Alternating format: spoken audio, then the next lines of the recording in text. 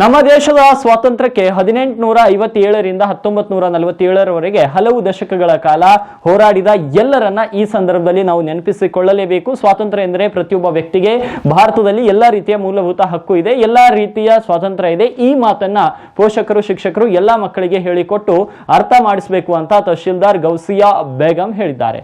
ನಗರದ ತಾಲೂಕು ಕ್ರೀಡಾಂಗಣದಲ್ಲಿ ತಾಲೂಕು ಆಡಳಿತದ ವತಿಯಿಂದ 79ನೇ ಸ್ವಾತಂತ್ರ್ಯ ದಿನಾಚರಣೆಯ ಧ್ವಜಾರೋಹಣವನ್ನು ನೆರವೇರಿಸಿ ಮಾತನಾಡಿದ ಅವರು, ಎಲ್ಲಿ ಪ್ರಜೆಗಳಿಗೆ ಸ್ವಾತಂತ್ರ್ಯ ಇರುತ್ತದೋ, ಯಾವ ದೇಶದ ಪ್ರಜೆಗಳಿಗೆ ಸ್ವಾತಂತ್ರ್ಯ ಇರುತ್ತದೋ, ಎಲ್ಲಿಯವರೆಗೆ ಪ್ರಜೆಗಳು ಸ್ವಾತಂತ್ರ್ಯರಾಗಿರ್ತಾರೋ ಅಲ್ಲಿಯವರೆಗೆ ದೇಶದ ಅಭಿವೃದ್ಧಿ, ಪ್ರಜೆಗಳ ಅಭಿವೃದ್ಧಿ ಮತ್ತು ನಾಡಿನ ಅಭಿವೃದ್ಧಿ, ಒಂದು ಕುಟುಂಬದ ಅಭಿವೃದ್ಧಿ ನಿರಂತರವಾಗಿ ಸಾಗುತ್ತಿರುತ್ತದೆ. ಅದಕ್ಕೆ ಕೊನೆ ಎಂಬುದೇ ಇಲ್ಲ. ಅದಕ್ಕೆ ಇಂದಿನ ಭಾರತವೇ ಸಾಕ್ಷ್ಯ ಅಂತ ತಿಳಿಸಿದ್ದಾರೆ. ಸಿರುಗುಪ್ಪ ಶಾಸಕರಾಗಿರುವಂತಹ BM ನಾಗರಾಜು ಹಾಗೂ ತಾಲೂಕು ಮಟ್ಟದ ಅಧಿಕಾರಿಗಳು ಕಾರ್ಯಕ್ರಮದಲ್ಲಿ ಉಪಸ್ಥಿತರಿದ್ದರು. ಎಲ್ಲ ಇಲಾಖೆಯ ಮುಖ್ಯಸ್ಥರು ಕೂಡ ವೇದಿಕೆ ಮೇಲೆ ಬರಲು ವಿನಂತಿಸಿಕೊಳ್ತಾರೆ. ಬಂಧುಗಳೇ, ಈಗ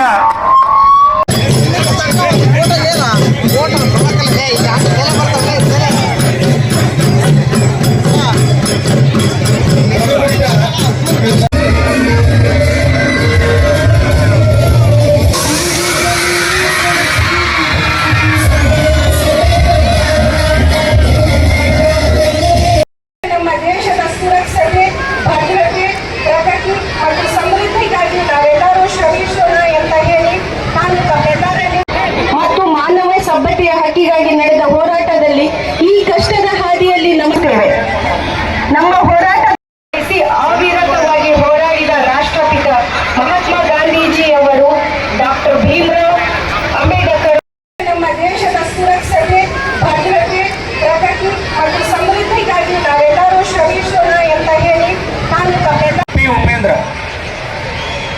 ಉಪೇಂದ್ರ ಮತ್ತು ಚೆನ್ನಪ್ಪನವರು